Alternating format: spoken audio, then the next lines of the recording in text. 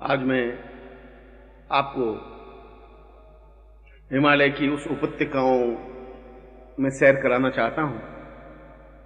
हिमालय के उस बीहड़ पगडंडियों पर आगे बढ़ाना चाहता हूं जो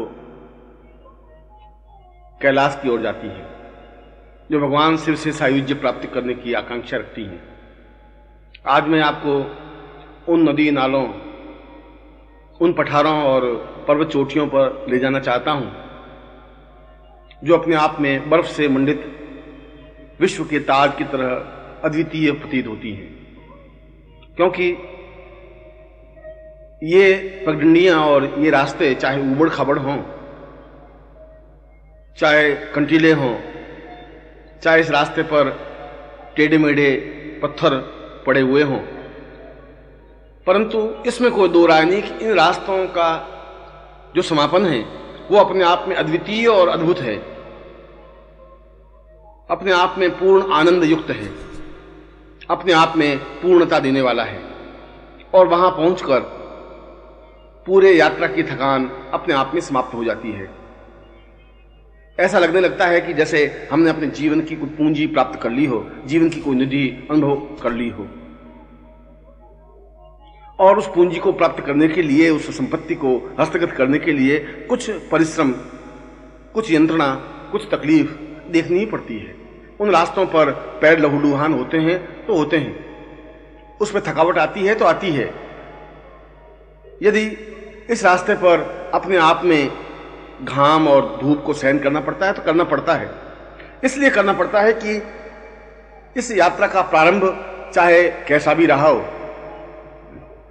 मगर इस यात्रा का समापन अपने आप में अद्वितीय, अनिवर्चनीय, अलौकिक है। इस यात्रा को ध्यान, धारणा और समाधि कहा गया है। जहां जीवन का प्रारंभ ध्यान से होता है, वहां जीवन का समापन समाधि से होता है। ध्यान जीवन का एक अनिवार्य और आवश्यक तत्व है। इसलिए आवश्यक तत्व है कि पहले तो हम इस बात का विवेचन करें, चिंतन करें कि आखिर जीवन का मकसद, मतलब क्या है, जीवन क्या है। जीवन का तात्पर्य है कि वह सब कुछ प्राप्त करना जो हमारे हाथ में नहीं है, वह सब कुछ हस्तगत करना जो अपने आप में अखंड आनंद को देने में सहायक है। यहां मैं अखंड आनंद शब्द को प्रयोग कर रहा हूं। अखंड आनंद का तात्पर्य है जो बीच में समाप्त नहीं हो जाए। सुख तो आज है, कल समाप्त हो सकता है। आज शरीर स्वस्थ है और कल बीमार हो सकते हैं। आज पैसा है, कल पैसा समाप्त हो सकता है। यह तो एक टुकड़ों में जीवन जीने की प्रक्रिया हुई, अखंड जीवन नहीं हुआ। अखंड जीवन तो केवल आनंद के माध्यम से ही प्राप्त हो सकता है। और आनंद का तात्पर्य है जहां किसी प्रकार का राग, द्वेष, छल, कपट, झूठ, असत्य, व्यभिचार और दुख, चिंताएं, परेशानियां, बाधाएं हो ही नहीं हो। यह बहुत बड़ी बात है। ऐसा संभव नहीं है, क्योंकि मानव जीवन इतना जटिल और दुर्बोध हो गया है, इतना कठिन और परिश्रम पूर्ण बन गया है कि उसको पग पग पर कई बाधाओं और परेशानियों का सामना करना पड़ता है, कई चिंताओं के बीच में से गुजरना पड़ता है, और प्रत्येक क्षण उसका आग में से गुजरने की प्रक्रिया के समान होता है। फिर भी आदमी उस आग में से गुजर करके जो कुछ प्राप्त करता है वह अपने आप में एक बहुत छोटी सी बात होती है। चांदी के चंद रुपए, नोट, कुछ पुत्र, पत्नी, संबंधी या स्वजन और ऐश्वर्य और मकान और वैभव। मगर ये सब तो नश्वर हैं। इसलिए नश्वर हैं कि ये आप हैं तब तक हैं, आप नहीं हैं तो फिर इनका कोई अस्तित्व नहीं है। यदि आप जिस दिन यात्रा समाप्त कर लेंगे उस दिन आपके पास इस शरीर में से एक मुट्ठी भर राख के अलावा कुछ प्राप्त होगा ही नहीं। आप अपने पूर्वजों को न कुछ दे पाए, न आने वाली पीढ़ियों को एक मुट्ठी भर राख के अलावा दे पाएंगे। आपके पास भी कुछ रहेगा नहीं, क्योंकि यह सब कुछ, जो कुछ आप अनुभव कर रहे हैं, जो कुछ आपने उपार्जित किया है, वह सब तो क्षणभंगुर है। इसलिए क्षणभंगुर है कि आप हैं तब तक हैं। यदि आप समाप्त हो जाते हैं तो ये अपने आप में यही रह करके समाप्त हो जाते हैं। आपके जीवन का अस्तित्व नहीं है, आपके जीवन का भाग नहीं है। भाग नहीं है, इसलिए इनको आनंद नहीं कहा जा सकता, इसलिए इनको अखंड नहीं कहा जा सकता। और मैंने शब्द प्रयोग किया था अखंड आनंद। अखंड आनंद का तात्पर्य है कि एक ऐसा आनंद जो संसार के प्रत्येक व्यक्ति के लिए एक समान उपयोगी और अनुकूल है। सुख तो प्रत्येक व्यक्ति का अलग अलग हो सकता है। कुछ व्यक्ति धन प्राप्त करने में सुख अनुभव करते हैं, कुछ व्यक्ति अपने शरीर को मजबूत और तंदुरुस्त बनाए रखने में सुख अनुभव करते हैं, कुछ भोग विलास में सुख अनुभव करते हैं, और कुछ मार पीट छल झूठ कपट में ही सुख का अनुभूति अनुभव करते हैं। सुख तो प्रत्येक व्यक्ति का अलग अलग होता है, परंतु आनंद तो संसार के प्रत्येक प्राणी का एक जैसा ही होता है। प्रत्येक व्यक्ति उस आनंद को प्राप्त करना चाहता है जो तनाव रहित हो, जहां किसी प्रकार का टेंस नहीं हो, जहां किसी प्रकार की व्याधि नहीं हो। और सुख की परिभाषा शास्त्रों ने की है कि जहां सुख है वहां दुख अवश्यम भावी है। भर्तृ ने कहा है कि भोगे रोग भयम, कुले च्युति भयम, वित्ते नृपालाद भयम, मौने दैन्य भयम, बले रिपु भयम, रूपे जराया भयम, शास्त्रे वाद भयम, गुणे खल भयम, काये कथांताद भयम, सर्वम वस्तु भयान्वितम भूजनाम वैराग्यमेवा भयम। अगर भोग है तो रोग की चिंता हर क्षण बनी रहती है कि जहां भोग है वहां रोग होगा ही। जहां कुल है, जहां समाज है, हर समय आशंका रहती है कि बदनामी नहीं हो जाए। उस समाज में एक निश्चिंतता से आदमी नहीं घूम सकता, हर क्षण उसको भय रहता है कि कोई मेरा कार्य ऐसा नहीं हो जाए जो अपने आप में मेरे लिए परेशानी का कारण बन जाए।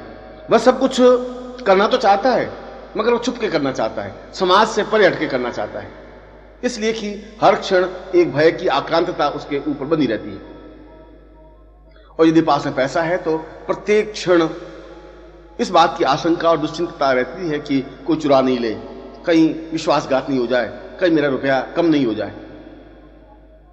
और यदि हम बिल्कुल मौन रहते हैं, नहीं बोलते हैं ज्यादा, तो लोग ये समझते हैं कि ये विद्वान नहीं है, ये शास्त्रों का जानकार नहीं है, ये मूर्ख है।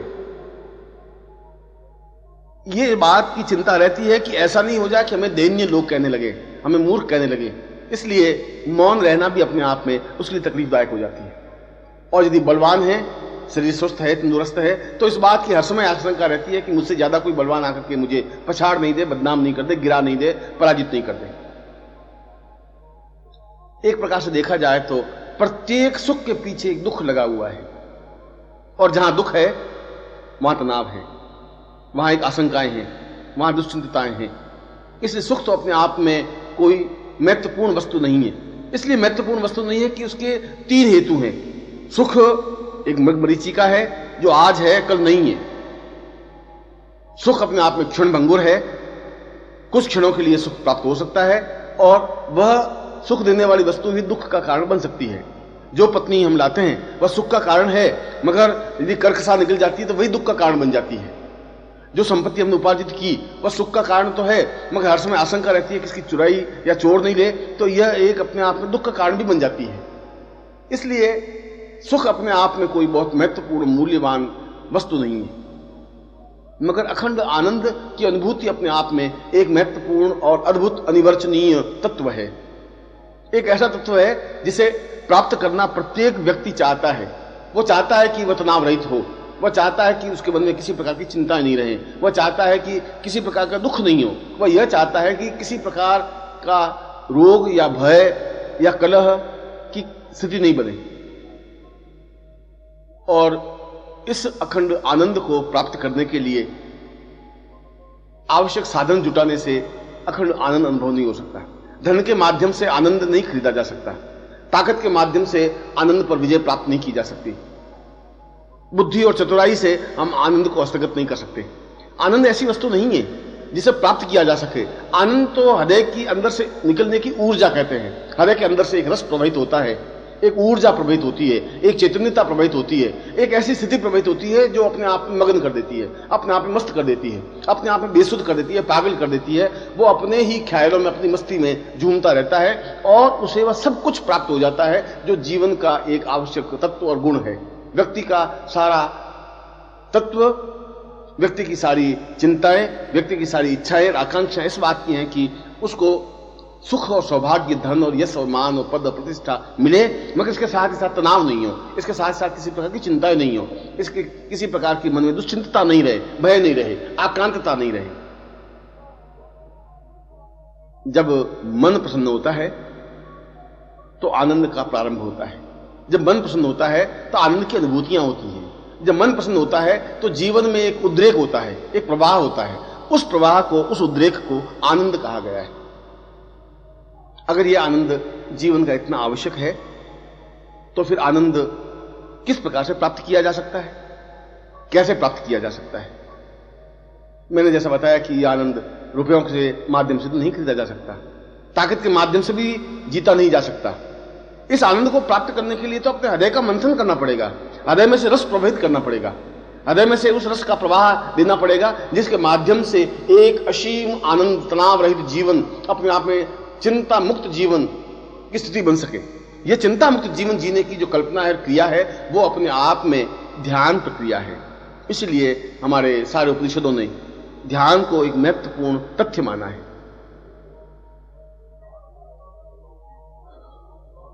मानव जीवन दो भागों में बंटा हुआ है। एक उसका बाह्य जीवन है, दूसरा उसका आंतरिक जीवन है। व्यक्ति अपने बाह्य जीवन से तो ज्यादा परिचित है, अपने समाज से परिचित है, अपनी पत्नी, पुत्र, बंधु बांधव से परिचित है, अपने पड़ोसियों से परिचित है, अपने रुपयों पैसों से, व्यापार की बारीकियों से तो परिचित है, मगर अपने आंतरिक जीवन से बिल्कुल अनभिज्ञ है, अनजान है, कोरा है, क्योंकि उसने कभी कोशिश नहीं की कि मेरा आंतरिक जीवन भी मेरे जीवन का एक आवश्यक बिंदु है।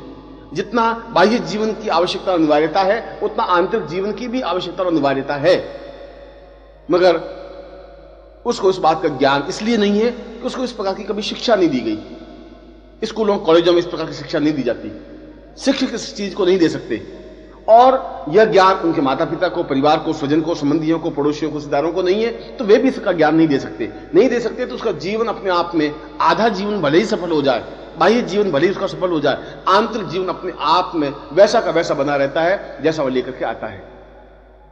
और जब तक आंतरिक जीवन की पूर्णता प्राप्त नहीं हो जाती, तब तक जीवन तनाव रहित नहीं बन सकता।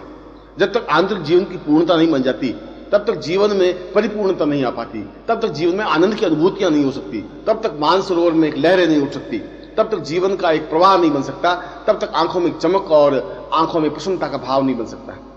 आंखों में प्रसन्नता और एक चमक, एक ओज, स्फूर्ति, एक क्षमता और धैर्य और एक मगन रहने की प्रक्रिया केवल आनंद के माध्यम से ही संभव है, और वह आनंद ध्यान के द्वारा ही प्राप्त किया जा सकता है।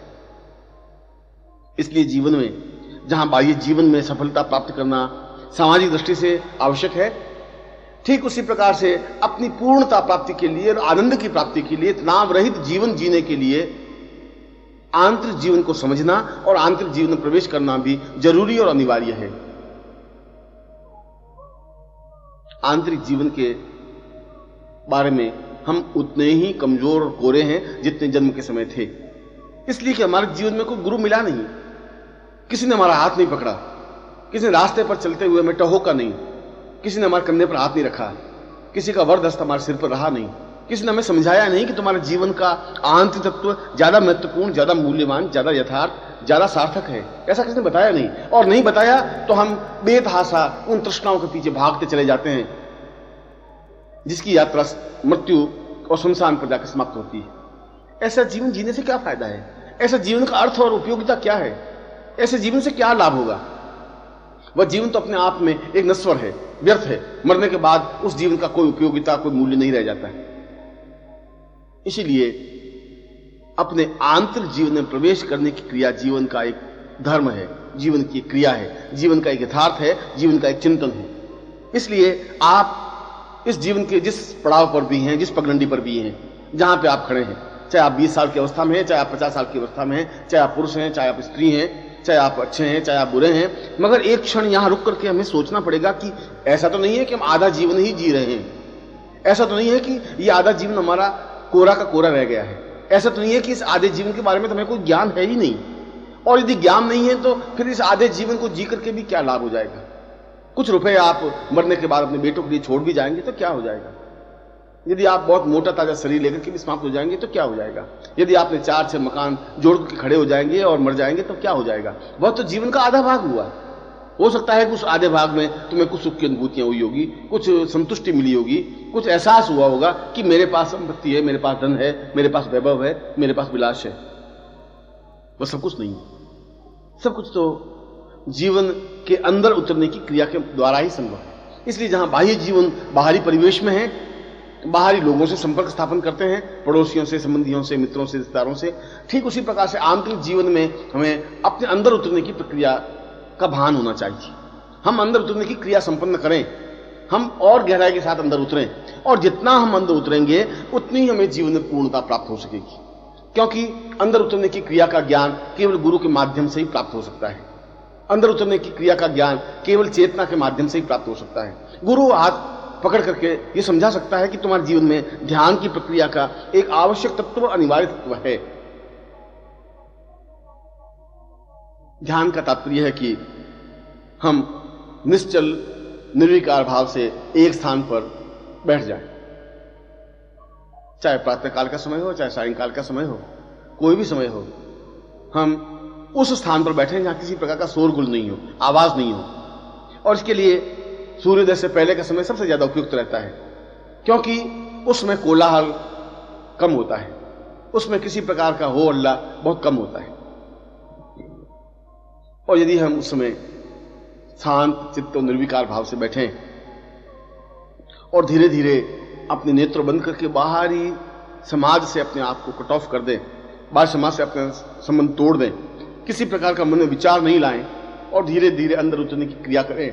ऐसा अनुभव करें कि मैं अंदर उतर रहा हूं, ऐसा विचार करें कि मैं और अंदर जा रहा हूं। हो सकता है कि प्रारंभ में आपको इसमें सफलता नहीं मिले, हो सकता है प्रारंभ में आप ऐसा एहसास करें कि ऐसा कुछ हो तो नहीं रहा है, मगर ऐसा नहीं है कि कुछ नहीं हो रहा है, बहुत कुछ हो रहा है, पर तुम्हें पता नहीं पड़ रहा है।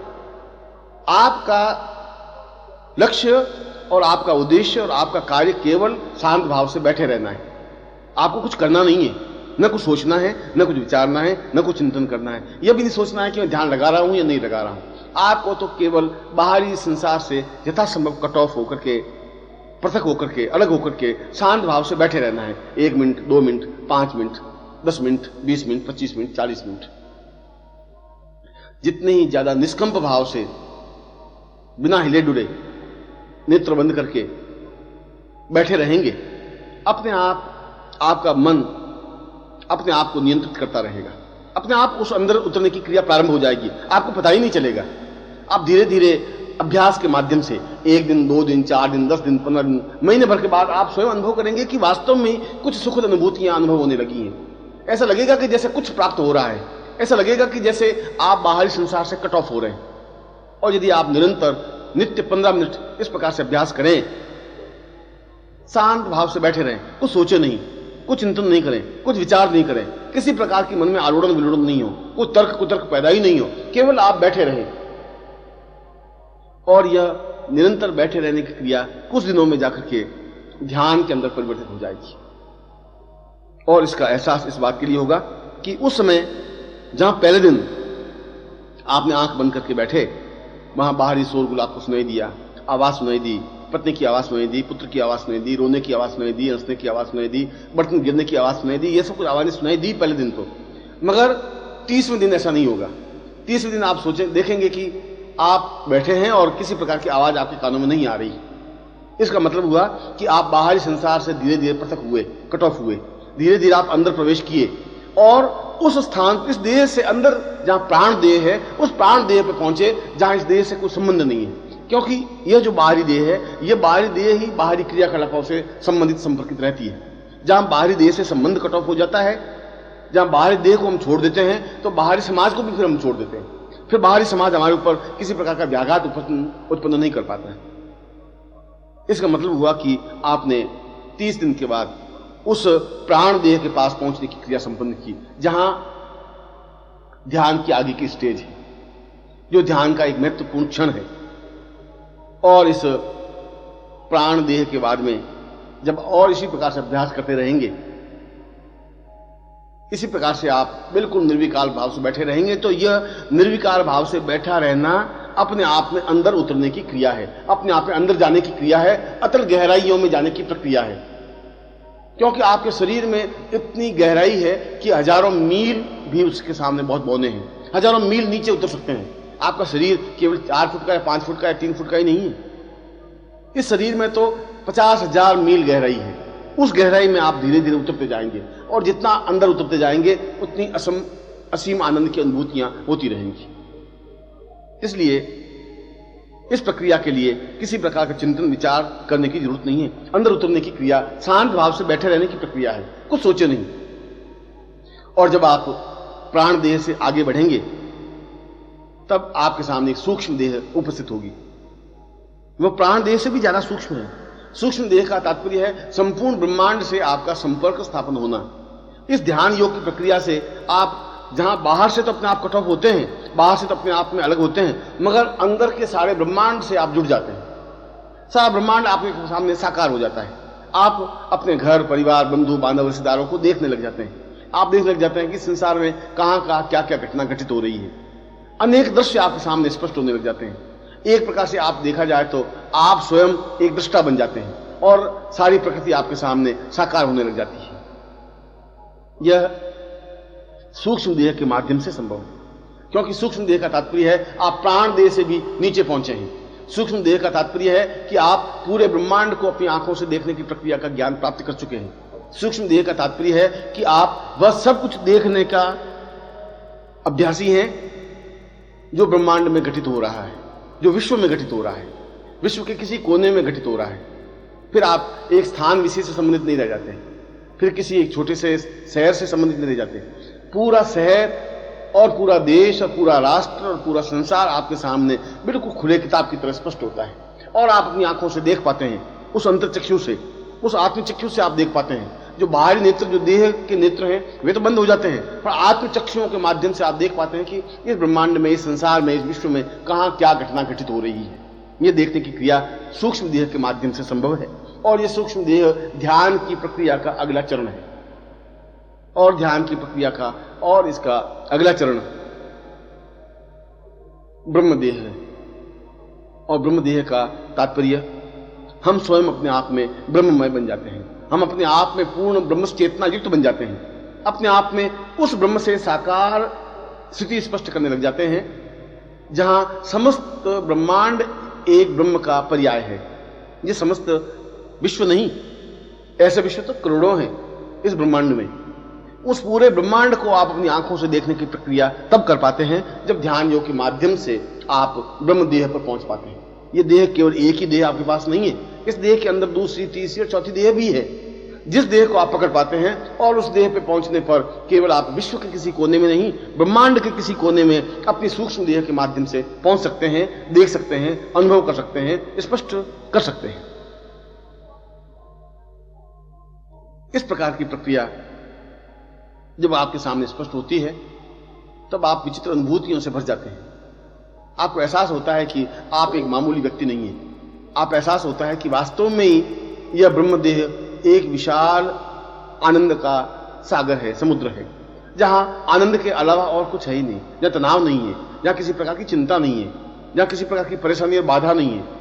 अपने आप में पूर्ण एकता है, अपने आप में पूर्ण चैतन्यता है, आनंद की लहरें जहां उठ रही हैं और आप उस खुमारी में डूब जाते हैं जो आपके चेहरे पर एक असीम आनंद की तृप्ति देने लग जाता है। एक मस्ती, एक तृप्ति, एक पूर्णता, एक चैतन्यता जब आपके चेहरे पर आभायुक्त बन जाती है तब आप एक अलग प्रकार के व्यक्तित्व बन जाते हैं। ऐसा लगता है कि जैसे आप वो हैं ही नहीं जो थे।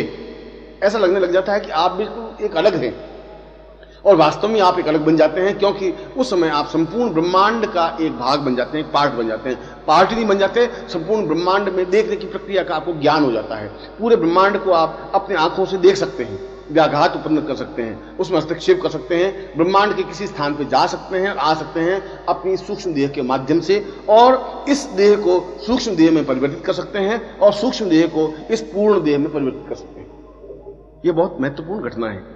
यह अपने आप में एक स्टेज है, वह जहां आदमी पूर्ण पुरुष बनने की प्रक्रिया प्रारंभ करता है। यह अपने आप में एक अद्भुत चैतन्यता है जहां पूरा शरीर अपने आप में ब्रह्ममय बन जाता है। अहम ब्रह्मास्मि द्वितीयो नास्ति। इस ब्रह्मांड में दूसरा कुछ है ही नहीं। पूरा ब्रह्मांड मेरे अंदर समाहित है क्योंकि मैं ब्रह्म हूं। जहां ब्रह्म है वहां ब्रह्मांड है, जहां ब्रह्मांड है वहां जीवन की प्रत्येक हलचल है, घटना है। और इस जीवन की नहीं, इस विश्व की नहीं, इस सूर्य चंद्र लोक और तारा लोक और नक्षत्र लोक, इंद्र लोक और जितने भी लोक हैं, उन सब की हलचल, उन सब की घटनाएं मेरे अंदर समाहित हैं। मैं उन सबको देख सकता हूं, वहां पहुंच सकता हूं, वहां से वापस आ सकता हूं। जो भी ध्यान योग प्रक्रिया में जाता है वह स्थिति को प्राप्त करता है। और वह जब स्थिति को प्राप्त करता है तो उसे एक असीम आनंद की अनुभूति होती है। इस ध्यान योग के बाद स्थिति बनती है धारणा की। इसकी दूसरा चरण, दूसरी प्रक्रिया धारणा है। धारणा का मतलब है कि जो कुछ हमने प्राप्त किया है वह बना रह सके। जैसा कि मैंने अभी आपको बताया कि सुख तो क्षणभंगुर है, आता है चला जाता है। अगर धन से आपको सुख अनुभव होता है तो धन आपको प्राप्त होता है, तब तक तो आप सुखी हैं। मगर जिस दिन आपका धन चला जाता है अपने आप में सुख से वंचित हो जाते हैं। वह टिका नहीं रहता, वह स्थायी नहीं होता। आनंद भी स्थायी नहीं रह सकता यदि आप में धारणा शक्ति नहीं है। इसलिए योगियों ने, शास्त्रों ने, पुराणों ने, वेदों ने, उपनिषदों ने इस बात को स्पष्ट किया है कि ध्यान का अगला चरण, ध्यान की अगली प्रक्रिया धारणा को अपने आप में सुदृढ़ और पुष्ट करना है। क्योंकि धारणा शक्ति के माध्यम से हम जीवन के प्रत्येक क्षण तक उस विश्व और उस ब्रह्मांड से एकाकार बने रह सकते हैं और बने रह सकते हैं और अपने जीवन को हजार हजार वर्षों तक आयु दे सकते हैं। लाखों वर्षों की आयु प्राप्त कर सकते हैं, हजारों वर्षों की आयु प्राप्त कर सकते हैं। यदि हमारे पूर्वजों के पास 5000 वर्षों की आयु थी, 2000 वर्षों की आयु थी, यदि वे इच्छा मृत्यु को प्राप्त हो सकते थे तो हम भी इच्छा मृत्यु को प्राप्त कर सकते हैं। जब चाहें तभी मृत्यु हो। मृत्यु हमें दबोच नहीं सके, मृत्यु हम पर आक्रमण नहीं कर सके, मृत्यु हम पर हमला नहीं कर सके। ऐसा स्टेज तब आ सकती है जब हम धारणा शक्ति को प्राप्त कर देते हैं। और धारणा शक्ति की प्राप्ति के लिए यह जरूरी है कि आप अपने जीवन में उस ध्यान प्रक्रिया के माध्यम से आगे बढ़ें। इसीलिए उपनिषदों ने धारणा इति गुरु, गुरु को ही धारणा शक्ति कहा गया है। क्योंकि गुरु ही अपने विशेष तेजस्विता के प्रभाव से आपके शरीर में धारणा शक्ति को बढ़ा सकता है, आपके शरीर में धारण करने की क्षमता बना सकता है। आप जो सूक्ष्म देह और प्राण देह प्राप्त करने की आकांक्षी हैं और जो ब्रह्म देह आपके पास होती है, उस ब्रह्म देह को निरंतर ब्रह्म देह बनाए रखने के लिए गुरु की यहां पर नितांत अनिवार्यता है, आवश्यकता है।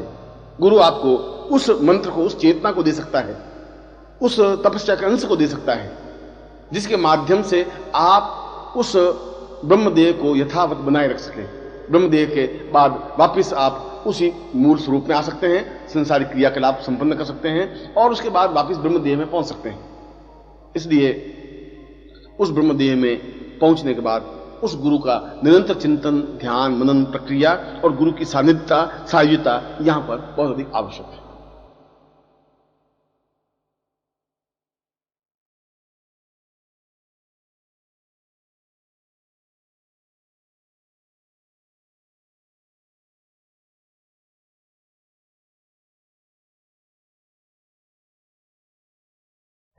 अभी मैंने आपको बताया कि धारणा यदि गुरु हो, धारणा को गुरु कहा जाता है या गुरु के माध्यम से धारणा शक्ति अपने आप में पुष्ट और प्रबल होती है। क्योंकि धारणा शक्ति के लिए जरूरी है कि एक बहुत बड़े नाले से आपके छोटे नाले में जल प्रवाहित हो, जहां ज्ञान का विशाल भंडार भरा हुआ है, उस ज्ञान के भंडार में से ज्ञान आपके पास प्रवाहित हो।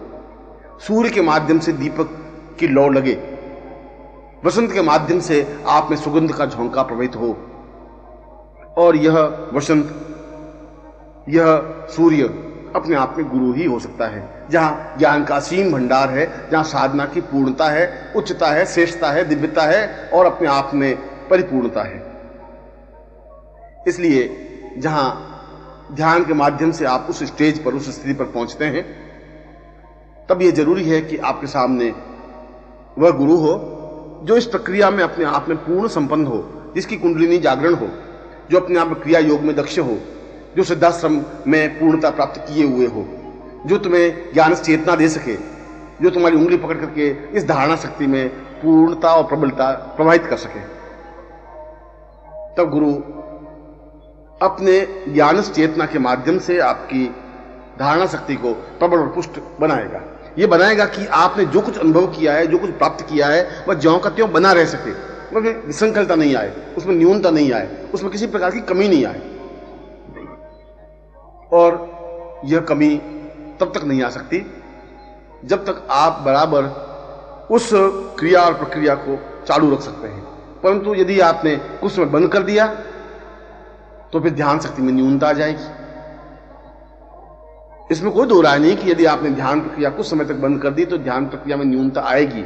आप ब्रह्म देह से आप वापिस ऊंचे की स्टेज पर वापिस इस स्थूल देह तक पहुंच जाएंगे।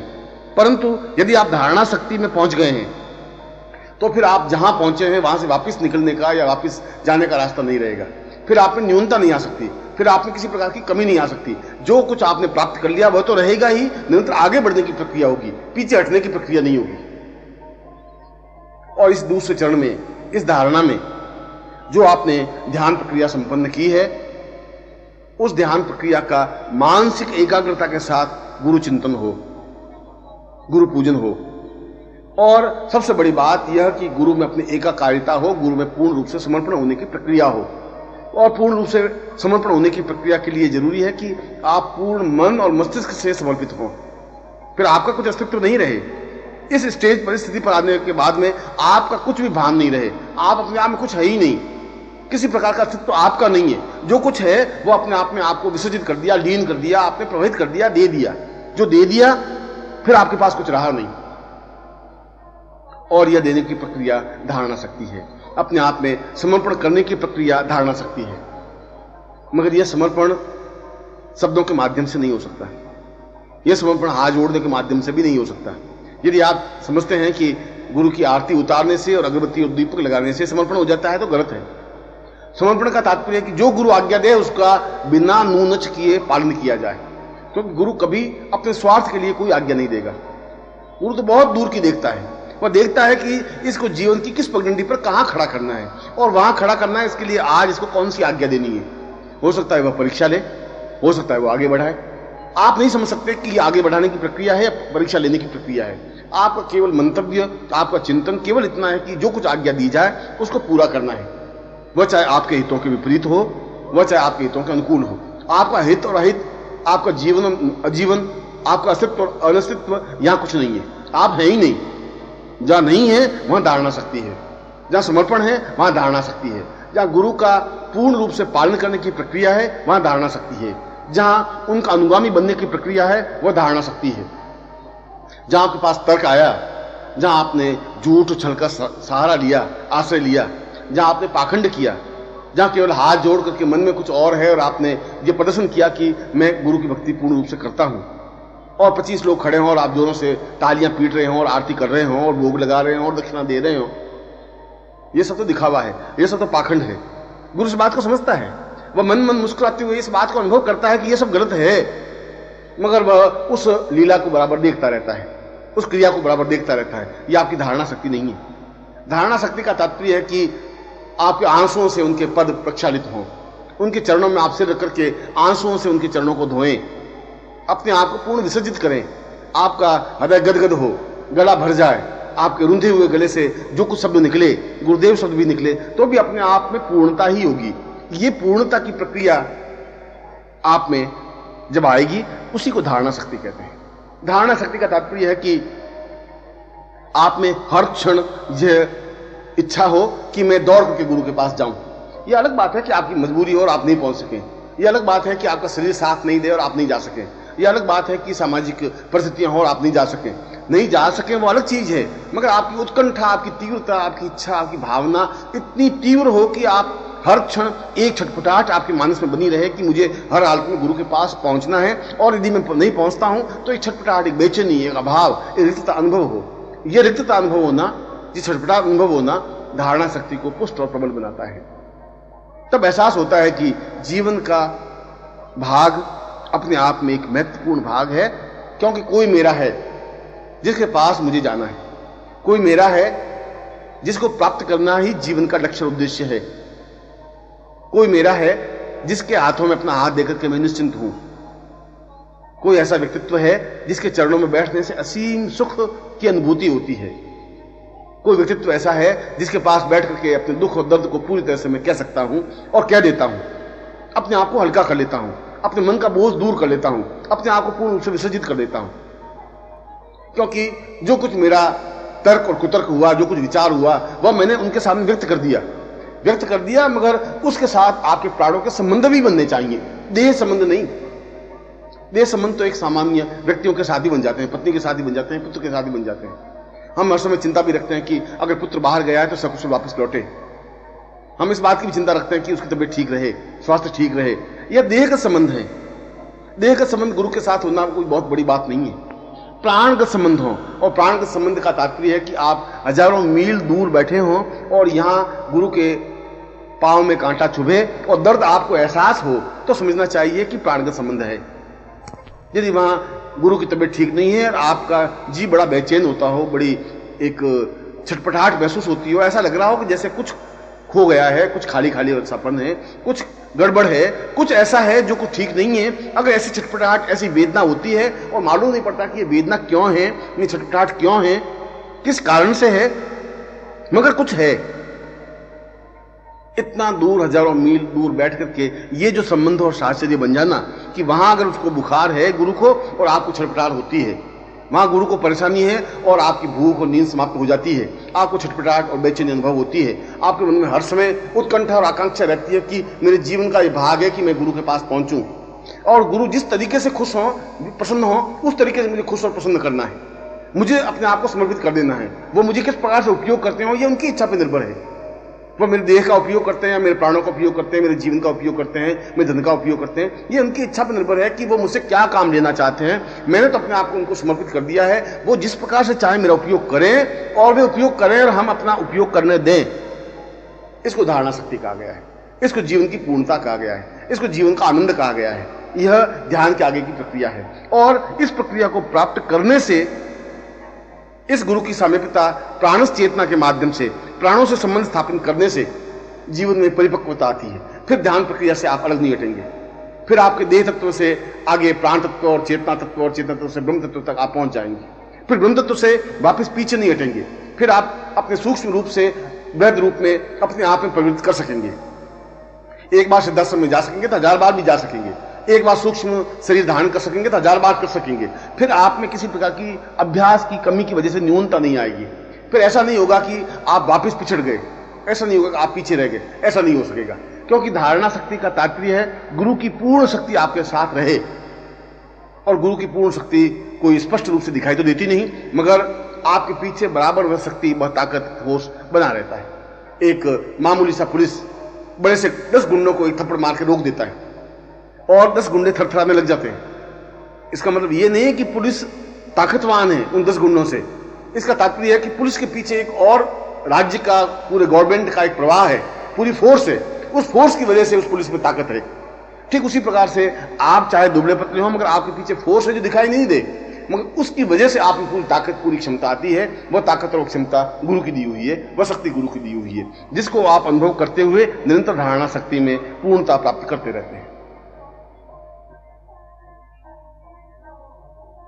और ध्यान और धारणा के बाद तीसरी स्थिति समाधि अवस्था की होती है, जहां आप गुरु के चरणों में बैठ गए, जहां आपने अपने आप को गुरु के चरणों में विसर्जित कर दिया, जहां आपने गुरु की आज्ञा का पालन किया, जहां आप इस बात के लिए कृत करते हुए कि गुरु ने आपका उपयोग किया, गुरु ने आपको आज्ञा दी, आपको कुछ काम सौंपा, आपकी सेवाओं का उपयोग किया और आपने बिना हिचकिचाहट के, बिना मन में किसी प्रकार का तर्क और वितर्क किए उस आज्ञा को पालन किया। वह चाहे आज्ञा आपके हित में रही या अनहित रही, वह चाहे आपके नुकसानदायक रही या लाभदायक रही, वह अलग बात है, मगर आपने उन आज्ञाओं का पालन किया, उनके लिए उपयोगी बने, यह धारणा शक्ति है। और इस धारणा शक्ति के आगे की स्थिति समाधि अवस्था है। समाधि अवस्था का तात्पर्य है कि आप उन समस्त सिद्धियों को प्राप्त कर सकें जो पूरे ब्रह्मांड में विचरित हैं। वह चाहे अणिमादि सिद्धियां हो, वह चाहे महाकाली हो, महालक्ष्मी हो, महासरस्वती हो, बगला हो, छिन्नमस्ता हो, धूमावती हो, वह चाहे इंद्र हो, विष्णु हो, रुद्र हो, वह चाहे कार्तिकेय हो, और चाहे किसी प्रकार के देव हो, देवता हो, इष्ट हो, भूत हो, प्रेत हो, पिशाच हो, राक्षस हो, गंधर्व हो, किन्नर हो, उन सबको अपने हस्तगत कर देने की क्रिया समाधि अवस्था में आ सकती है। समाधि का तात्पर्य है आप स्वयं पूर्ण रूप से ब्रह्म बन जाते हैं। ब्रह्म का दर्शन नहीं, ब्रह्म से अनुभूति भी नहीं, ब्रह्म की सामीप्यता नहीं, आप स्वयं पूर्ण रूप से ब्रह्म करने की प्रक्रिया समाधि अवस्था है। और समाधि का तात्पर्य है अपने आप में पूर्ण निश्चिंत होकर के डूब जाने की प्रक्रिया, अपने आप में निर्विकल्प हो जाने की प्रक्रिया, अपने आप में पूर्णता प्राप्त कर देने की प्रक्रिया।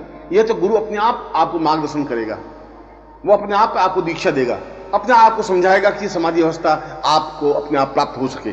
ज्यों गुरु की शक्ति आपको प्राप्त होगी त्यों अपने आप समाधि अवस्था में चलते रहेंगे। उस समाधि अवस्था में जाने के लिए आपको किसी प्रकार का प्रयत्न और परिश्रम करने की जरूरत नहीं है।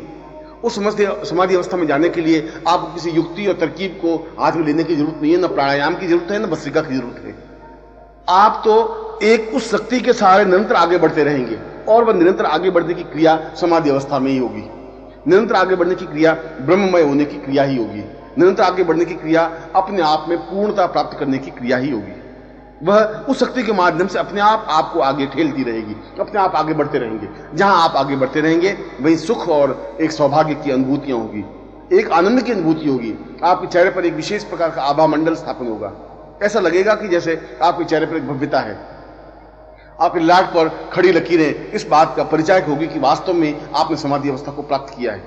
एक सामान्य मनुष्य की जो लाट की लकीरें होती हैं वो बाएं से दाहिने की ओर होती हैं या दाहिने से बाएं ओर होती हैं। मगर जो उच्च कोटि का योगी है, जो उच्च कोटि का सन्यासी है, जो उच्च कोटि की स्थिति प्राप्त करने वाला है, उसको नाक से आगे लगा करके ऊपर सहस्रार तक जो लकीरें जाती हैं वो अपने आप इस बात का परिचायक है कि आपका आभा मंडल अपने आप में पूर्णता प्राप्त किए हुए हैं। आप एक समाधि अवस्था को प्राप्त किए हुए हैं। आप स्वयं अपने आप में ब्रह्म हैं, ब्रह्ममय नहीं। और ब्रह्ममय से भी ब्रह्म हो जाने की क्रिया अपने आप में पूर्णता की ओर बढ़ने की प्रक्रिया है। ऐसा स्टेज, ऐसी स्थिति जब आप प्राप्त कर लेते हैं उस समाधि अवस्था में जाने के बाद, तो आप कई दिनों की समाधि प्राप्त कर सकते हैं इस समाज से कट करके।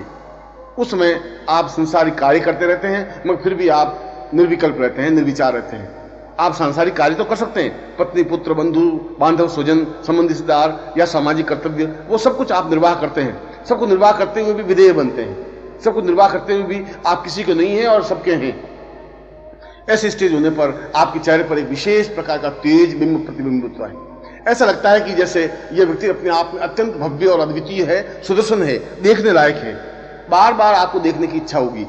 आप यदि किसी को कुछ कहेंगे भी तो उसको एक पुष्प के समान अनुभव होगा। वह फिर भी चुंबक की तरह आपके पास खींचा हुआ चला आएगा, फिर भी आपके सानिध्य में रहेगा, आपकी सायुज्यता में रहेगा। हरदम उसकी इच्छा आकांक्षा रहती है कि चाहे आप कुछ कहें या नहीं कहें, मगर आपके पास बैठने से ही उसको एक विशेष अनुभूति, सुख और तृप्ति का भान होगा। ऐसी स्थिति बनने पर आप कई कई महीनों की समाधि लगा सकते हैं, कई दिनों की समाधि लगा सकते हैं, कई घंटों की समाधि लगा सकते हैं और जिस समय चाहें, जिस प्रकार से चाहें किसी लोक में उस सूक्ष्म देह के माध्यम से जा सकते हैं, आ सकते हैं। चाहे ब्रह्मलोक हो, चाहे विष्णु लोक हो, चाहे रुद्र हो, चाहे कैलाश हो, चाहे मानसरोवर हो, चाहे हिमालय की कोई उपत्यका हो, कोई घाटी हो, चाहे नक्षत्र मंडल हो, आपके लिए वह सब कुछ सहज सुलभ है। या ऊपरी देह तो यही रहेगी, ऊपरी देह तो इसी प्रकार से क्रिया करती रहेगी। बाहरी व्यक्ति तो आपके ऊपरी देह को ही देखेंगे, मगर सूक्ष्म देह से उस समय आप कहीं और जगह विचरण करते हुए अनुभव होंगे। सूक्ष्म देह उस समय किसी और स्टेज पर होगी और उस स्टेज पर होकर के आप वहां की स्थिति को देख सकेंगे, अनुभव कर सकेंगे, अपने जीवन को देख सकेंगे। और सबसे बड़ी बात कि इस जीवन में आप जो कुछ करना चाहते हैं, जीवन में जो कुछ देना चाहते हैं, जिस प्रकार से आपके जीवन का उपयोग हो सकता है, उस प्रकार से इस मनुष्य जाति को आप बहुत कुछ प्रदान कर सकेंगे। यह स्टेज, यह स्थिति अपने आप में जीवन की पूर्णता की स्टेज है। और इस स्टेज को हम अगर कलाओं में कहें तो ये 10 कलाओं को प्राप्त करने की प्रक्रिया है। 1 कला, 2 कला, जिस प्रकार से भगवान श्री कृष्ण 16 कला पूर्ण थे, भगवान राम 10 कला पूर्ण थे। आप इस प्रकार की स्टेज ला करके अपनी 10 कलाओं से पूर्णता प्राप्त कर सकते हैं। समाधि अवस्था की पूर्णता 10 कलाओं की पूर्णता की प्रक्रिया है।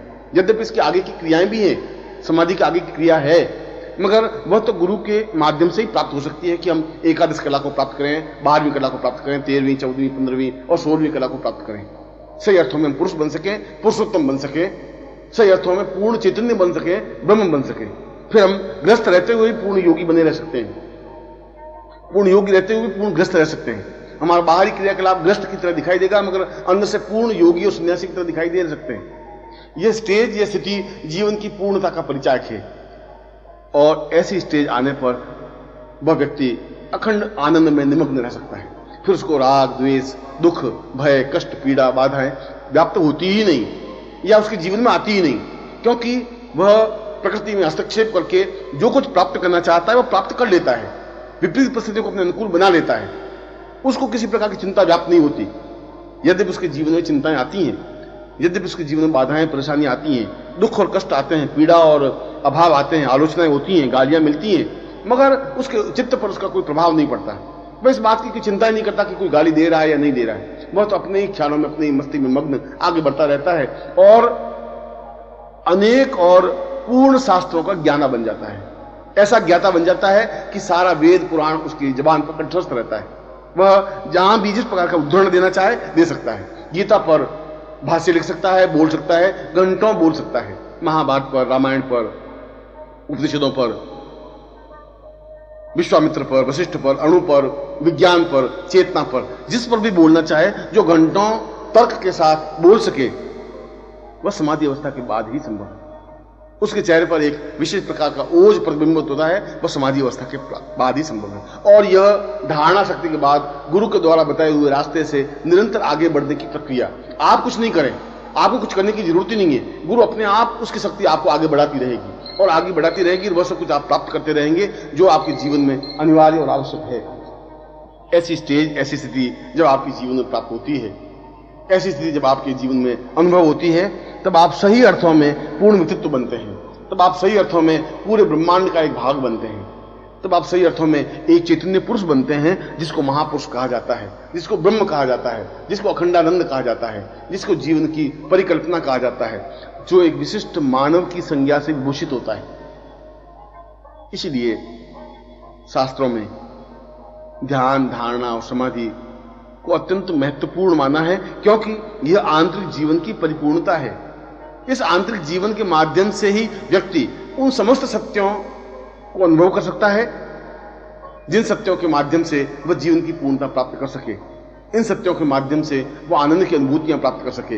इन सत्यों के माध्यम से वह सब कुछ प्राप्त कर सके जो उसके जीवन की आकांक्षा है। फिर उसके जीवन में न भूख, प्यास, दुख, दर्द, बेचैनी, छटपटाहट कुछ भी व्याप्त नहीं होती।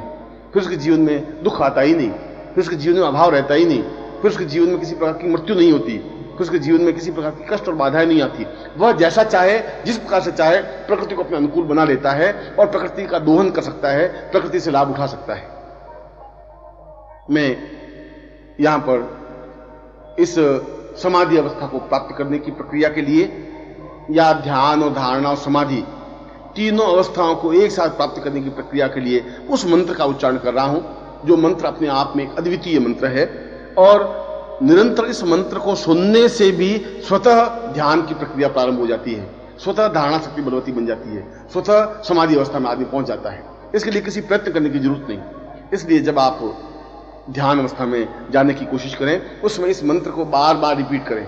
इस मंत्र को 100 बार सुने, 1000 बार सुने, तो अपने आप अपने अंदर उतरते रहेंगे, अपने गहराई में उतरते रहेंगे और वह सब कुछ प्राप्त करते रहेंगे जो आपके जीवन का अभिष्ट है। उस गोपनीय और विशिष्ट और अद्वितीय मंत्र को मैं आपके सामने उच्चारित कर रहा हूं, जो आपके लिए पहली बार स्पष्ट हो रहा है, जो अपने आप में महत्वपूर्ण, मूल्यवान है।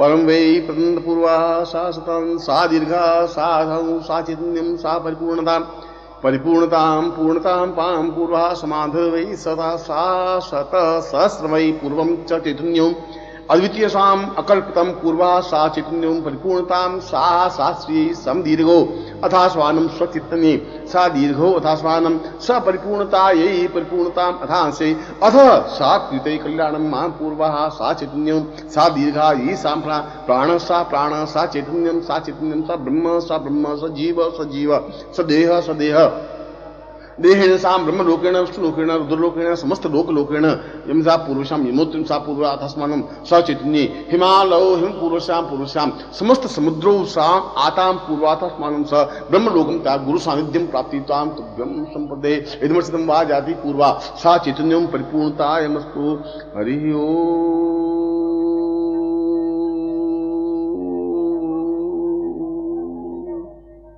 पूर्णमदः पूर्णमिदं पूर्णात् पूर्णमुदच्यते पूर्णस्य पूर्णमादाय पूर्णमेवावशिष्यते। ओम परिपूर्ण वै अहम ब्रह्मास्मि।